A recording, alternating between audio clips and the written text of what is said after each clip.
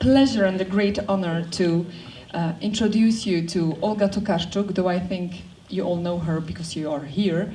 But nevertheless, I would like to tell a bit more about her. Because when we listen to interviews, it's good to know a little bit more about the author and the things that she has done.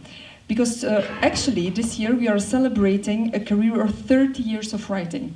30 years of writing, because your first book appeared in 1989. It was a collection of poems, Miasta w lustrach. Then her breakthrough was in 96 with her third novel, Prawiek i inne czasy, Primeval and Other Times, and that book won several prizes. But she established her career internationally with Bieguni, De Rustelozen in het Nederlands, and that book appeared in 2008 in Poland, was already translated in 2011 in De Rustelozen, but it appeared last year in English, and there it won the Man Booker Prize, which was gigantic success, which I congratulate you. She's again nominated for the prize for the Books of Jacob, and that book is also available in Dutch. It's very fresh, it's only 2 weeks old. Tokarczuk is more than a writer. She does not simply withdraw in the world of books. She is one of Poland's most important public intellectuals. She's outspoken and therefore sometimes also attacked by conservative and right-wing nationalists. They not always appreciate her nuanced way of talking about Polish history, and we will talk about that. She lives in a small village close to Nowa Ruda, and That's not true. Sorry. Ah, no, but it's a small village. It's not a small village. No, it is small village, but my house is under the renovation, so I move for a few Okay, years I didn't know to that. Wrocław. It's quite complicated. I am always on move on the road, so. Yeah, but it sounds very romantic, so let's For the sake of, she lives in a small village, but you organize cultural festivals. Yeah, and that's very important because that shows that she's very active in communal life and a real advocate of culture and promotes understanding among people. And you won therefore also the Brücke Prize in 2015, and that was also for your efforts of stimulating and the understanding between people. I could go on, you have done so much praise that I can give you. But I think I want to conclude that we found ourselves now here in a company of a brilliant writer and a courageous woman. And she takes stands whenever stands must be taken. So it's therefore my great pleasure that I can talk to you and on the first seat, on the first row. So, but before we go and delve into the books, I want to talk about writing in general, because you started with poetry, but before that you were a psychologist. I don't know if everybody knows that. So when did you decide that psychology is not your way of life maybe, but that it's writing? Once I have a client and he was talking to me long time, and he was just taught me how, many complicated things. But I realized that my level of anxiety is much higher, that I am much more neurotic than he is. So then I decided that it will be better to just quit this job and perhaps to do something which is not so responsible. And then I started to write. But in a way, from the beginning, I knew that literature is something very important for me, because I was a reader before all. So I think that if we would like to count the pages, I would say that for one written page, I've read like 1,000 pages of literature. Yeah. So I'm especially, and on the first, my first identification is that I am the reader.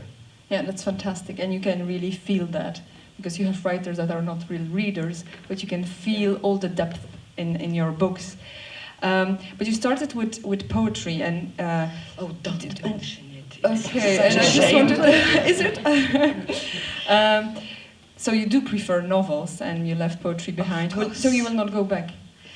No, because even if I tried to write poetry, it was a very narrative, and it was a story inside it. And to be honest, I don't know how it will be, received by you, but I don't understand why people use poetry, because it is much easier, and it is such a great container, the prose.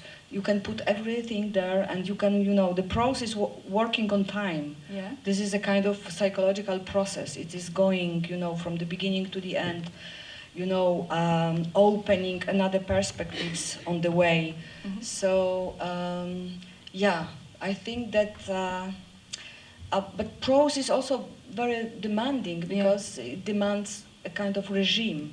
You have to spend a lot of time really trying to fix, to build a narrative. So, I think that the novel is the best invention of human being. I really like that. Yeah, I really do.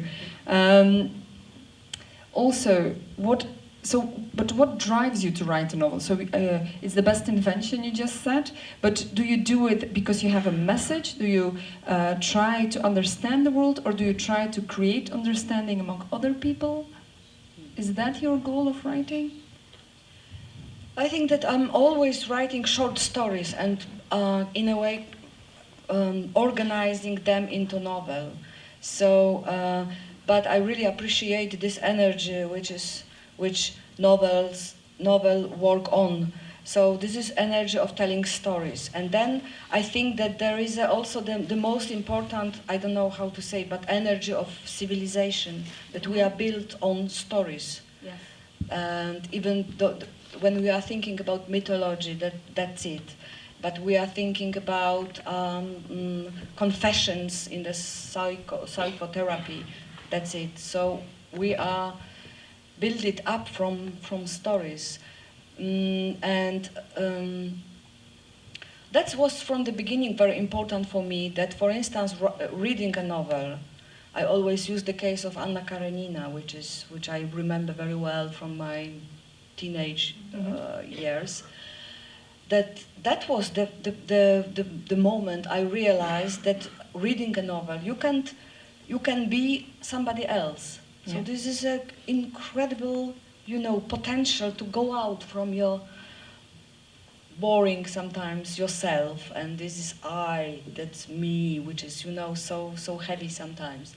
And then you can try to be in the skin, in a position, in the word of another person. Mm-hmm.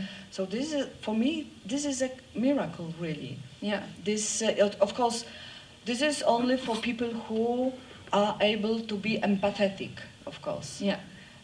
Who can use empathy as a tool.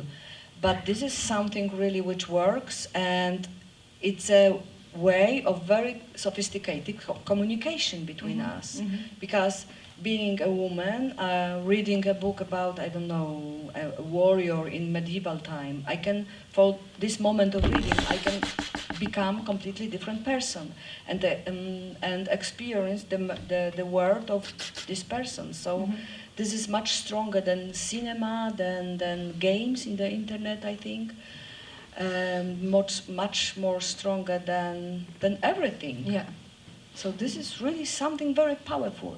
So I think that being a 12 years old girl, when I'm starting to write my first novel about witches, I knew, in a way, I expected that then I will have access to a kind of power.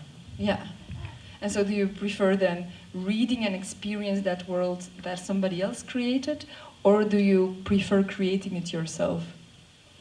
Both. It's an awful question. Choose the children, between your children. No. This is just the same miracle we are part of, and sometimes we are writers, and sometimes we are readers. Yeah. Mm-hmm. So the message you bring in your book is always there. But I want to turn to the books of Jacob, because that's the center of our conversation. And it's a historical novel. Now, I recently heard you say, I don't like historical novels. And I was quite intrigued by that you said that. You write 900 pages of a historical novel, and then you say, I don't like historical novels. Can you explain? That's simple, I think, because I'm never not attached. I don't feel attached to a genre in literature. Yeah. It seems to me that genre is something like just a simple tool. Mm-hmm. You have something to tell, and then you can find out the tool to in which way you can tell the story. So, for instance, I am also the author of detective story. Mm-hmm. Even if I don't like detective stories, once Yeah. again. But sometimes that's the simplest way to express the idea you have in your mind. So this time with Jacob's book, it was that I found out somewhere the story about Jacob Frank.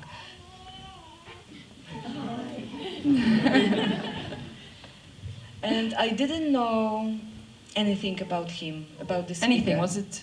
Just somewhere I have heard name, but I couldn't associate with anything, clear. So then I found out the book in small bookstore somewhere in Poland. How many years ago? Like, take us back. The end of 90s, I think. Oh, okay. So many years ago. And then when I finished the book, it was the book of Lord Words in English, let's say.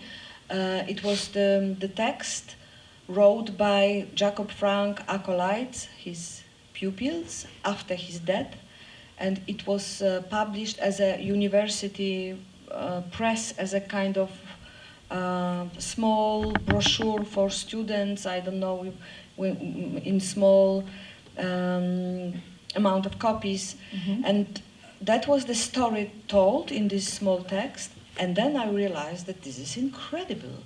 Why I don't know anything about this story?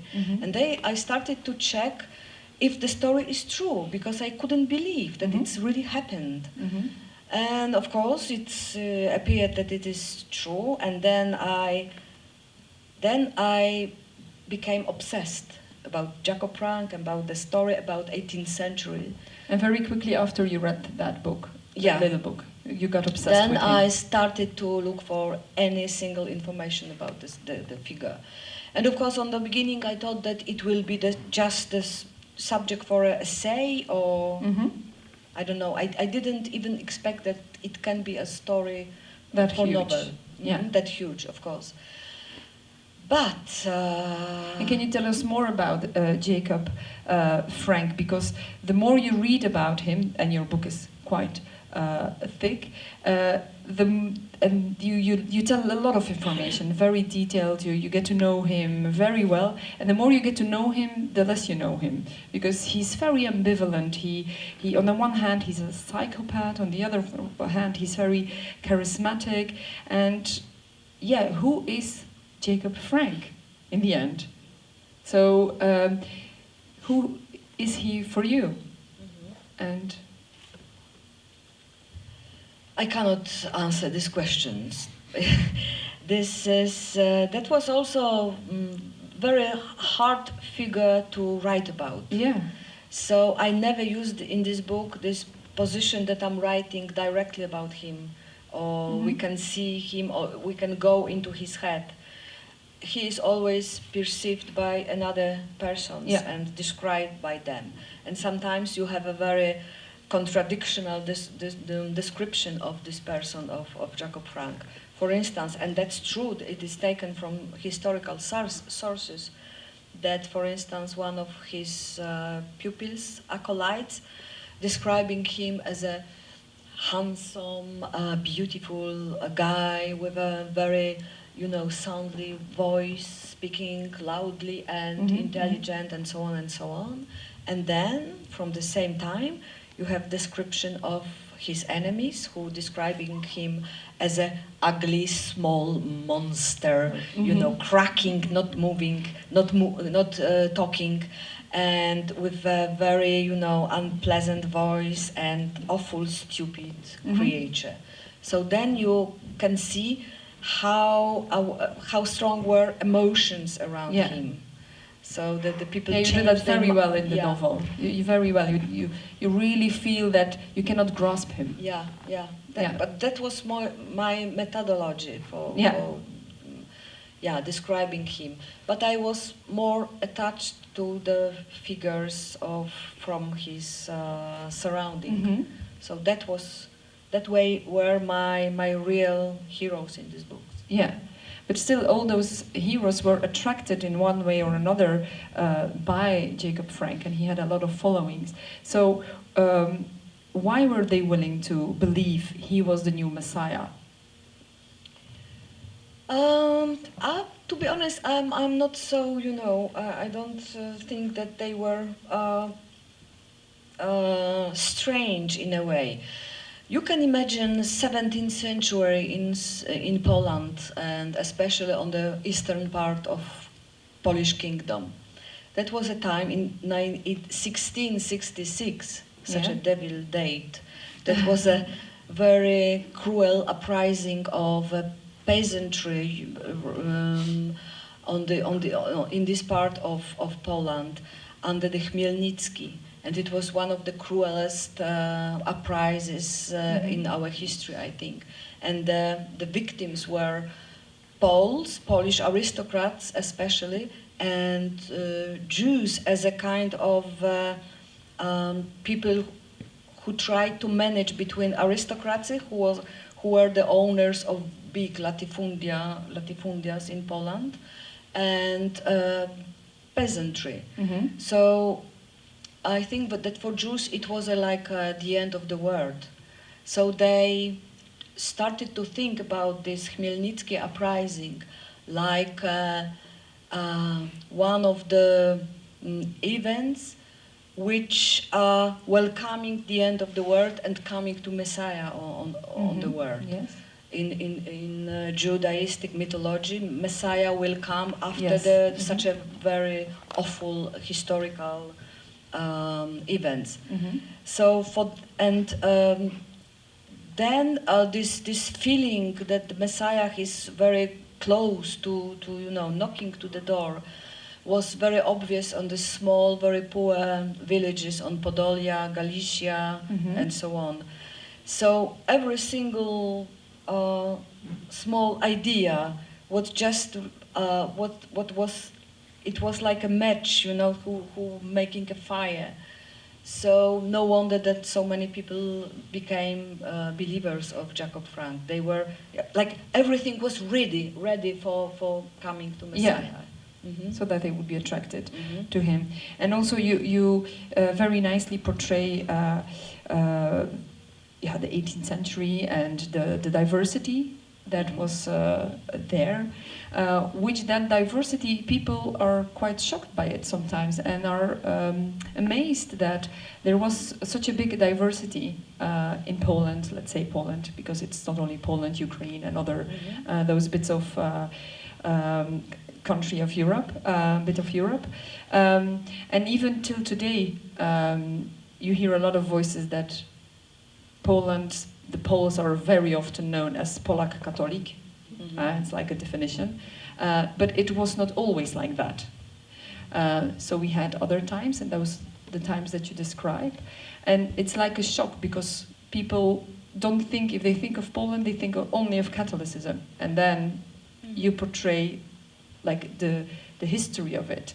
So what about the reactions of people, not only in Poland, but also outside of Poland, that Poland was such a country full of diversity? But perhaps it sounds strange, but I wasn't really aware till the end that Poland was, first of all, that the border of Polish kingdom, the territory was from Baltic Sea to the Black Sea, so huge kingdom full of languages and cultures and so on. I didn't know that we had a border with Turkey, really. That was something new for me, because I was lazy reader of historical novels. But even if not, I think that my generation, I grew up in a communistic Poland, and that was a time when communists invented, in a way, a vision of homogenic Poland. So all those minorities were cut it out from the main narrative about what is Polish. Yeah. And of course, as a Polish, I grew up on Sienkiewicz. Sienkiewicz is the most important romantic, post-romantic writer of historical novel. And we Poles, we used to say that he, in a way, established this Polish Catholic identity. Yeah. So, and in his stories, the Poland is always very homogenic, and it's a just very narrow vision of what is Polish and how the history looked like. So in a way, when I started to write this Jacob's book, I was aware that I will be against this Sienkiewicz vision. You know. Yeah. And that was, everything was in sources, so this is much closer to be true than Sienkiewicz vision. Poland was a multicultural society, so it was huge kingdom, and there is a very important scene on the beginning of this book when one figure from one of these heroes from the book is coming to Galicia market, and she has a problem, and she tried to ask somebody for help, and then she recognizes that nobody speaks Polish on this market, and that was true. That was taken. This situation was taken from historical sources. Okay. So it was. Let's say Ukrainian, that was Turkish, that were many Jewish languages like Ladino. I didn't even know that some Jews spoke Ladino at the time in this part of Europe, and so on and so on. So I was really, I like this image of multicultural Poland, and it's sometimes it's a kind of remedy for me, living in this homogeneous and this fake Polish identity, Catholic identity of Poland. So I think that for many people in Poland it was a kind of shock. Not shock, but release, perhaps. Oh, really? Oh, yeah. Because there was some criticism when the book then was on the market. Yeah, but it's hard to say what kind of criticism, to be honest, because the book is based on a historical fact, so you cannot find really the big misunderstandings or mistakes in I think in the historical sense. Of course, perhaps there are some small things, but you couldn't, really keep everything in hand. For instance, I can tell you that when the book was nearly ready and it is nearly go to the print house,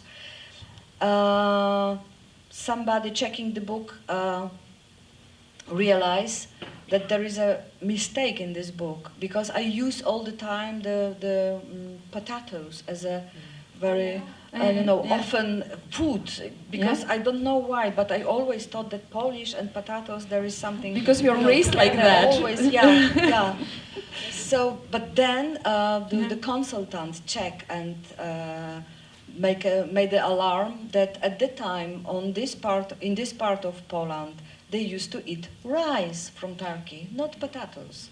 So the people from the publishing house, they check every single page and looking for these potatoes and change into rice in every places.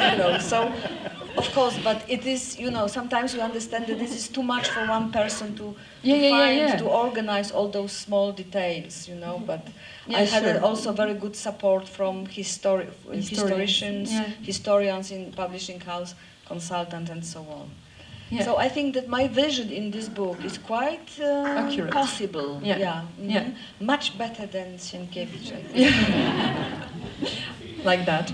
But of course, I wasn't thinking about historical accuracy, because I imagined that you checked and double-checked and other people checked details and so on. But the criticism, I was thinking of maybe people from Law and Justice that really like the idea of Polak Catholic, of the, that we are one nation with one religion, one language, and we just very super special, and they maybe had problems with the book, and yeah, I just want to hear what were their main bone of contention of that group against your book. Yes, because historical novel nowadays is a very sensitive, subject. Because, like Orwell used to say, that who rules the past, who owes the past, also the rules the present, and so on and so on. So I think that the critics was not against directly to the book, because as I said, the book is quite solid historically. Historically proved. But I think that it was I had one kind of pronouncement in television after this book. When I got NOBEL Prize, they invited me to the Polish national television, and they gave me like 30 seconds, and they asked me to say something important. 30 seconds. What did you say? So that I said that it's very important for us Poles to face with dark side of our history. How we treated Jews during our history, and especially during the war and after the Second War. Our economical manor economy, which we call pańszczyzna, which is like a slavery. This is really the same. And I said about Polish colonialism, which is also something which is very good proof by historians. So that it seemed to me at the time that there will be something important message after this. Yes. And I live very close in Wrocław to the television building. So it's like, it takes me like 10 minutes. So during this 10 minutes, my telephone was blocked by hate speech. My, Gmail box was, everything. So they need, in a way, I don't know whom really.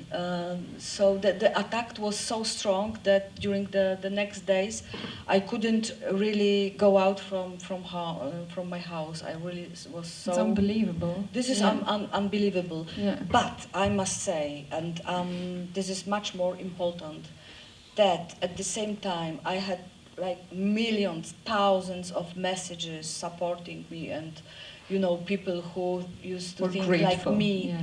So it was really very, bright and supporting and so on and so on. But I really didn't expect that such a things can be so, controversial. Because in fact this is nothing controversial in fact. You can find such a books in your libraries in Poland, so about manor economy, about pańszczyzna or colonialism. So I don't know really what's happened, what's going on. I think that this is a subject for sociologists rather. Yeah. Position, I would say, that everything I'm saying is always quoted by those kind of people who use hate speech in the internet. So now I am accustomed in a way. So I can say that spring is coming, and then there will be the answer in the internet in one moment. That's great. Yeah. So we are talking about the books of Jacob as a historical novel, which it is, of course, but I think it's even more than that, like actually most of your books. I think there is an element of exploring our human condition. And I wonder, what do you think is the major thing we should learn about ourselves through the story of Jacob Frank? Oh, wow, thank you. I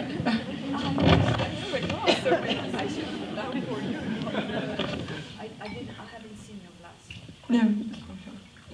So how the story is important? Yeah, what can we learn about our human condition, or should learn about our human condition from the story?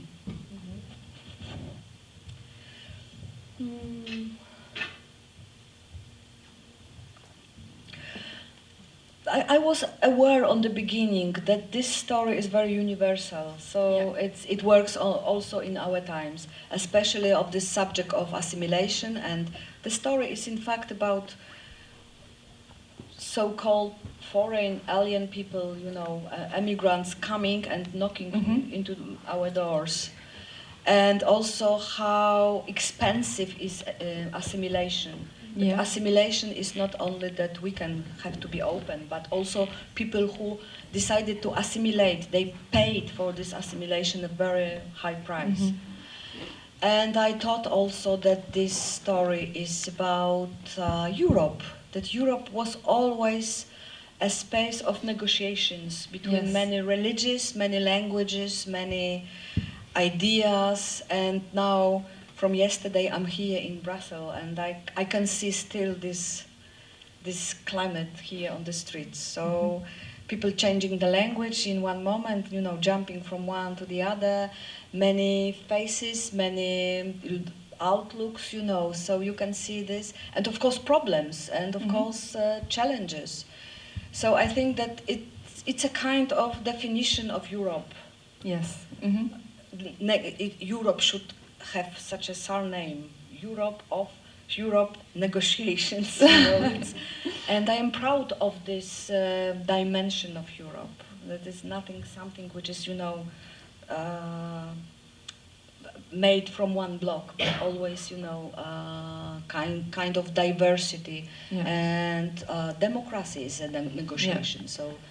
So this book is about it, and it's the beginning of these ideas of Europe. I think are much earlier than Jacob Frank, that's 18th century. But for me, this is also the book of the story about emancipation, and I must admit that was the most important for me, because I understood the story of Jacob Frank as something unbelievable, because they started the group of Frankists, the acolytes of Jacob Frank, as a very poor Jewish merchants from nowhere, you know, as such movable factors, you know, traveling all the time, very poor, very full of ambitions. And then that was the beginning, and in the end, Jacob Frank was a baron. So that was, you know, like a lift from the lowest levels of society, and we have to still remember that it was mostly the feudal society, till the up of the society. So it, in a way, it was a kind of, how to say, expectations for French Revolution, for enlightenment. So for this kind of reflection, if it is possible to in a way to change society in this way that people could be much more free. And of course the story of Jacob Frank is weird. This is not, to say the least. And because of this weirdness, it was also attracted me so much. But I think that it can be a metaphor of emancipation, social emancipation. And I agree with that. It's not only a book about Poland or Polish history, it's about European history. So I can imagine that a lot of countries can learn from the this book. is also that when we doing research, we traveled a lot with my husband. So we started from Poland, of course, Częstochowa, where Jacob Frank was imprisoned, and then we did a kind of half circle, going through Ukraine, Romania, Bulgaria, Turkey, and coming back via Balkans countries, and Czechs and Moravs, and finding finally in Offenbach, which is in Germany. So it is like a, you know, long way on the traces of Jacob Frank. Fantastic. Now, religion plays an important role in your work, and very clearly in the books of Jacob. What fascinates you in the topic, and why are you drawn to write about it as well? That was a really challenge for me, these religious things in this book, because, to be honest, nobody knows to the end what was the doctrine of Jacob Frank. I based with the greatest trust on the book of Paweł Maciejko, who is the greatest expert of this heresy of Jacob Frank. But I think that it is still under the research. But Jacob Frank used to use religion as a tool, political tool, and also as a tool for manipulation, for making expectations.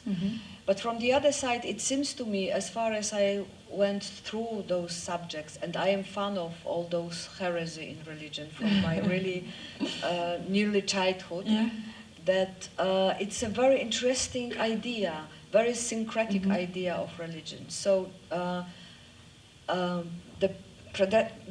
those people who were before Jacob Frank, Sabbataists, they build in a way a syncretic vision of religion, which is on the border between Christianity and Islam and Judaism, which is, you can say, wow, on the beginning. And that was true. They tried to, to connect everything, and they used such a metaphor that religion is a kind of shoes in which we are going to the God. So we can change the shoes, because in some climate it's rainy climate, so then you have to have gum shoes. Then you can have a sandals because it is much more warm and so on. So I like this metaphor very much. It is something against every single fundamentalism. Yeah, and against like institutionalized. Yeah, against every institution. So this is. Religion is a kind of tool, all those rituals. It's a kind of tool we use to go to something which is transcendent. We cannot, even describe it. So a really great metaphor, and it should be used. Yeah. So, to be honest, Jacob Frank, after conversion into Islam, tried to also convert to Orthodox Church. Christianity, Orthodox Church in Moscow, but they refused to take him into it. So they did this huge conversion into Catholicism, but never till the end he never was proper Catholic. So the most moving moment in his story for me was when he was imprisoned by Catholic Inquisition, let's say, in Częstochowa, which is the very holy, the holiest place in Poland, because it kept the image of Black Madonna, which is the very important figure for Polish Catholicism. So he was imprisoned there, and he was started to pray to this Black Madonna, treating her as a Jewish Shekinah, which is the like a female face of Jewish God. So then I was completely, I think that I have to write this story, because this is something, this kind of madness, which is we always need in religion, thinking about religion, and also a huge courage to put everything together and to propose to the pupils as something which we can really believe. And of course, I'm still waiting for the final research of Paweł Maciejko, because he's working on this subject, and I think that in some few years the book will be published. What was Frankism? What was the doctrine of Jacob Frank? Yeah. Because a couple of years ago, even maybe 2 years ago, nobody really knew anything about him. Most people didn't heard his name, and now people know who he is. So that's thanks to you that now we talk about him, and we are intrigued by his figure.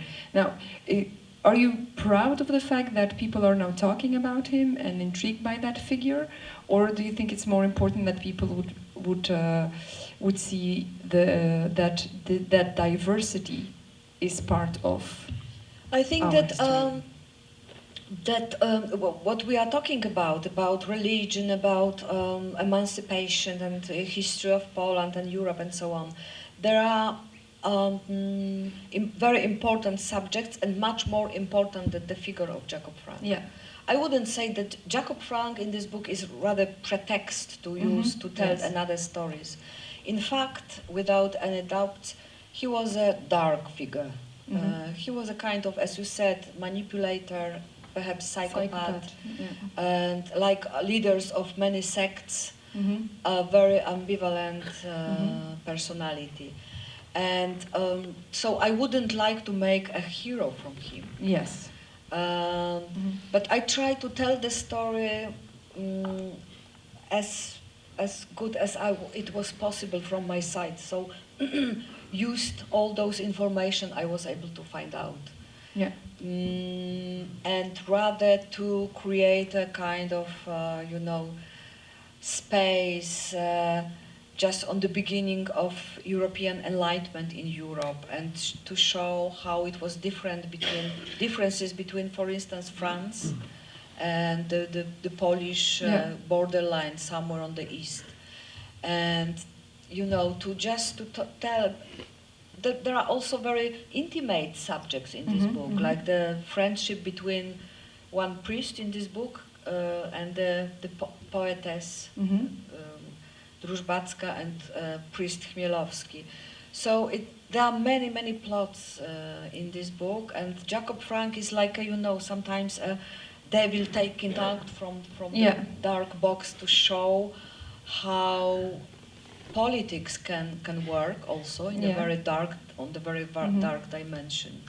Yeah, but I was wondering as well that you have written that book, you've done all that research, you were intrigued by that figure, you told many stories around him, but the moment you finished that book, were you aware that this might cause something in society, like a shift of thinking, of rethinking history?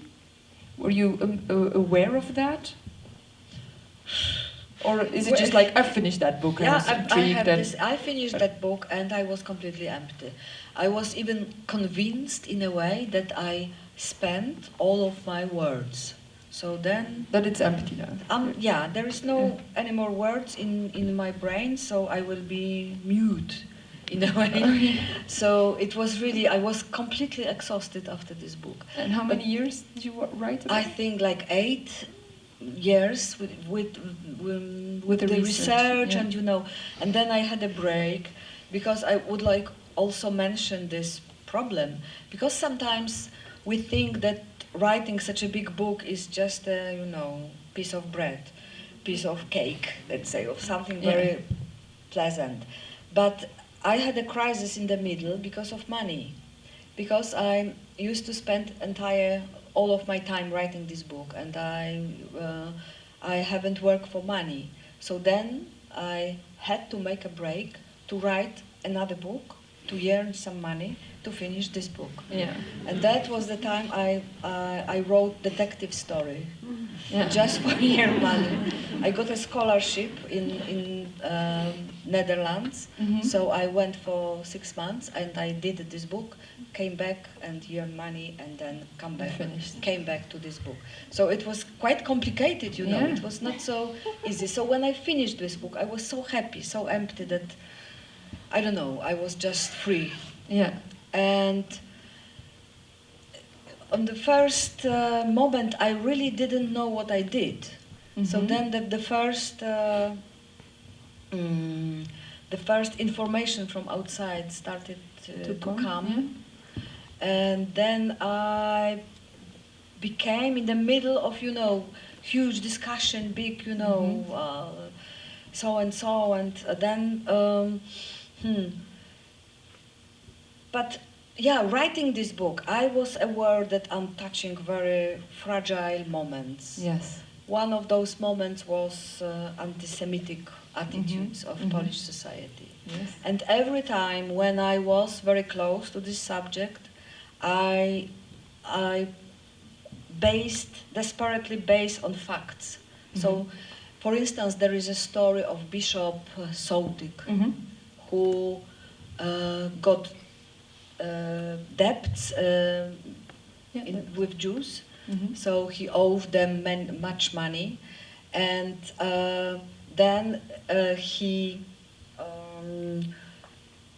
got them to trial to jak jest oskarżyć? To blame them. To blame them about this blood label, which is this old history that Jews using the Christian blood for the matzah. For magic, I don't know. Yeah. And this very appreciated guy, he was the reason he was guilty of the death of 12 Jews. So that was a very fragile moment. So everything which is written in this book is based on facts. Yeah. And then it was written, and you can find it in archives. And also in such a fragile moment, I always came back to facts. So where was my freedom as a writer? I was free between facts. That was my methodology of writing this book.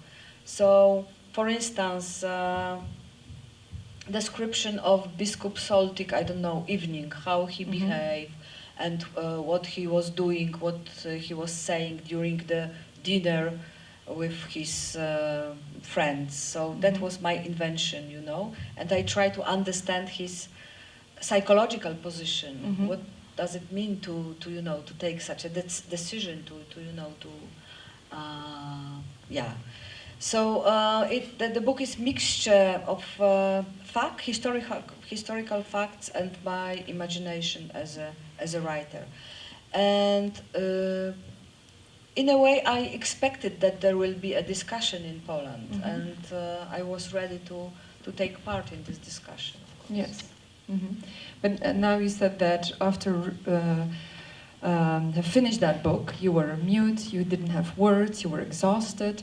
That sounds terrible for your fans if they think that you have no words left. So we are almost at the end of our conversation, but I think we have to have something hopeful. So I hope you're not feeling mute and empty anymore. No. Then in 1 hour there will be my reading of the beginning of my new book. But I would like also to add to our conversation that the book was excellent. The Jacob's book was excellent, received in Poland, and it was bestseller. And so many. It's still a bestseller. It's still going very good. And people are coming to talk about this book, and I had such a great support, as I mentioned, and also, which is really very nice, and I like it so much, that people after this book coming to me and asking about their names, because they are in a way looking for the Jewish roots. Yes. Because this book is also showing, I should say it especially in the evening of this meeting with you, that this book also shows that Polish culture couldn't be like it is without Jews, without Jewish culture, without Jewish language, and Polish culture with Jewish culture is a special, mixture of something Central European spécialité de la maison. So there are so many Jewish roots, Polish great writers, and we did this excellent Polish culture together. So this book shows how it could be and how it went in the past, and not much in the present because of those of Holocaust and also the 68 and so on.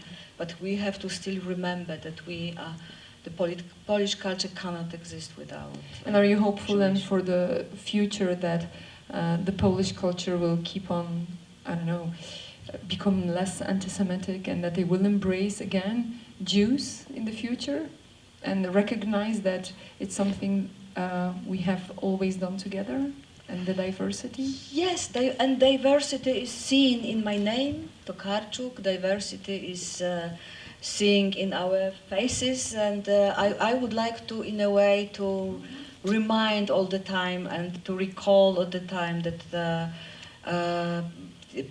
Poland, because of its place in the Central Europe, just like in the corridor, so it's a place of mixture. It's a kind of melting pot all the time, and it could be everything, all the time remember it when we can hear such ideas of new identity, pure identity, national identity, and so on. So I think that this book, if this book was something uncomfortable for the kind of people, because this is the reason that it recalls that the Poland is that diverse place and a melting pot. Yeah, it's a very hopeful book for Poles, but also for everybody. But still, I want to know your next project. So you are writing. You will be writing, because today, after this interview, you will have another one at 6 or 6:15, and that will be your last of a long thing you did to promote your book, and then you go home to write. To write, yes. But I have the honor to present my 2 first pages of my new novel.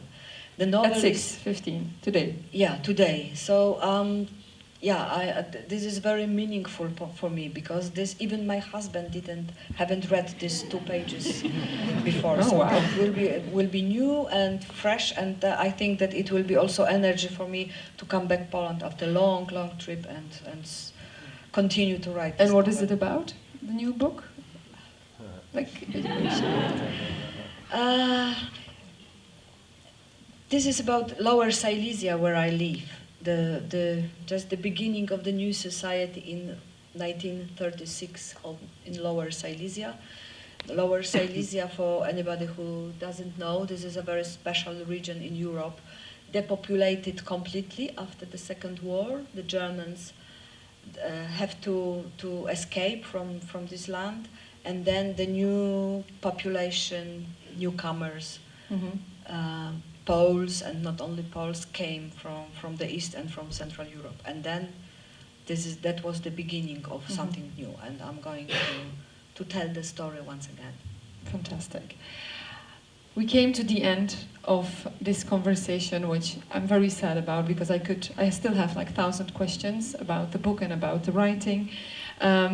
But what rests me to say is that I really do hope that you're intrigued by not only by the figure of Jacob Frank, but actually about the whole book and the whole history, because it's a fantastic book. It's so rich. It's 900 pages. It keeps on going. It's fantastically translated into Dutch for the people that will read it in Dutch. And it's not only about Polish history, and in as we French. said. And in French. It's also translated in French. It's not only about Polish history and past. As you just as well said, it's about European past and the diversity and the melting pot that we all are. And so it's a bestseller in Poland, and I hope we can make a bestseller from that book here in Belgium, in Brussels, and in the Walloons as well. So please, people, read her words, read her book. She will be signing, so actually, you know what you have to do now. Is let me thank together Olga Tokarczuk and Chris. Thank you so much.